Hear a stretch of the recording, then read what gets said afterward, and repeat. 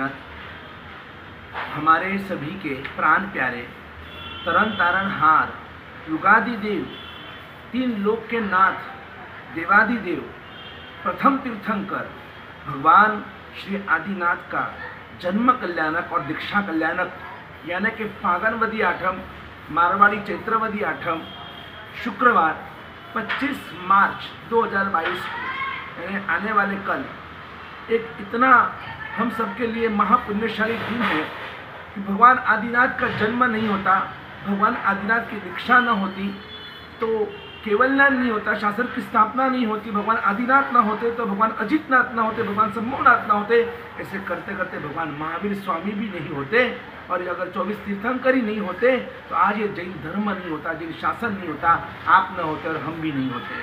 आज हम जैन हैं, ये सबसे बड़ा उपकार परमात्मा आदिनाथ का है। और ऐसे तीन लोक के नाथ मेरे और आप सबके प्राण प्यारे परमात्मा का जन्म हो तो कितना बड़ा उत्सव, कितना जबरदस्त आनंद का माहौल हर संघ के अंदर, हर घर के अंदर होना चाहिए। हमारे आसन्न उपकारी, सबसे नजदीक के उपकारी भगवान महावीर स्वामी जी हैं, लेकिन वो हमारे लिए पिता के समान है। लेकिन हमारे आदेश्वर भगवान, हम उन्हें आदेश्वर दादा कहते हैं, वो हमारे लिए दादा के समान है। और हमेशा पोते को दादा के साथ, दादा को पोते के साथ लगाव ज़्यादा होता है। और इसीलिए ये हमारे लिए परम पावन दिन होने से कल यानी कि फागनवदी आठम के दिन दक्षिण मुंबई के विशिष्ट 108 संघों में भक्तामर महाभिषेक का आयोजन किया गया है।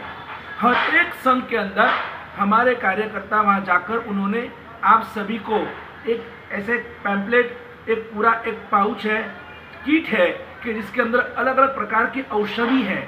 और आपको जैसे आप रोज मंदिर के अंदर आप अभिषेक तो करते ही हैं, तो वही अभिषेक करते करते मूलनायक भगवान के ऊपर, और अगर हो सके तो आदिनाथ भगवान की प्रतिमा अगर मूलनायक स्वरूप है तो उनके ऊपर डायरेक्ट करना है, नहीं तो भगवान मूलनायक भगवान के नीचे आप आदिनाथ भगवान की धातु की प्रतिमा रख सकते हैं।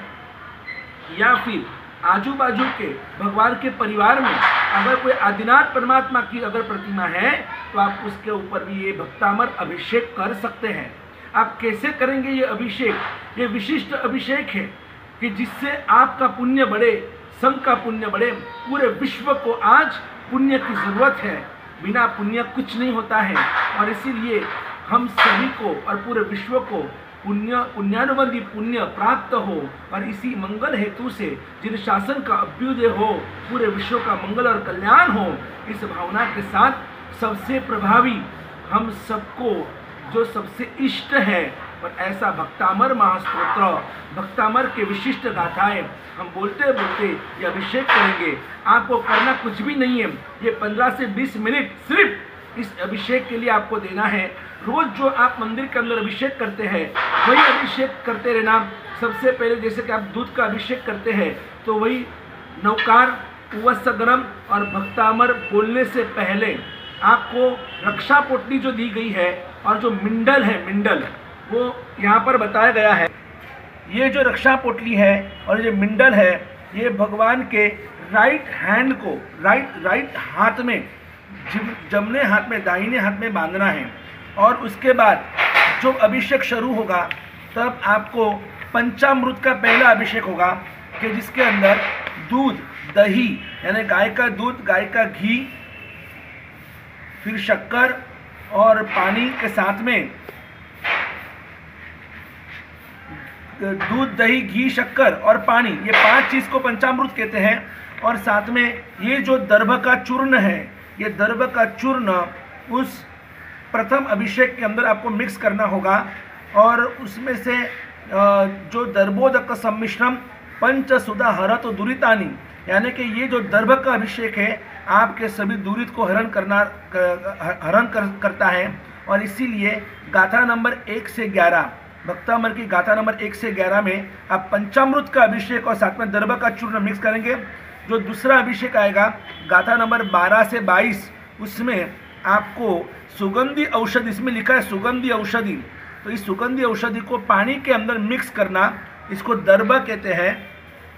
ये डाब का जो पूड़ा है उससे आपको वो हिलाना है और इस डाब के पूरे को अंदर बाल्टी में ही रखना है। और इस तरह से आप सुगंधी औषधि से 11 गाथा यानी कि 12 से 22 नंबर की गाथा का अभिषेक सुगंधी औषधि से करेंगे। तीसरा जो अभिषेक है ये पुष्प चूर्ण है। पुष्प चूर्ण केसुड़ा का चूर्ण लिखा है इसमें, इस पैम्पलेट के अंदर, लेकिन आपको ये पुष्प चूर्ण यहाँ पर दिया गया है।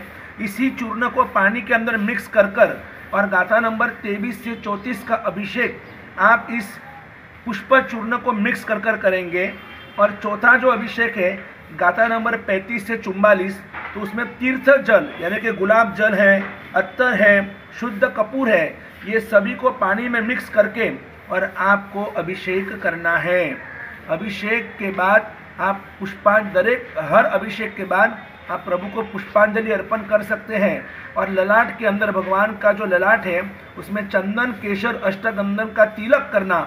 और ये जो सरसों है ये भगवान के मस्तक के ऊपर, भगवान का जो मस्तक, इस मस्तक के भाग के ऊपर ये सरसों आपको भगवान को लगाना है।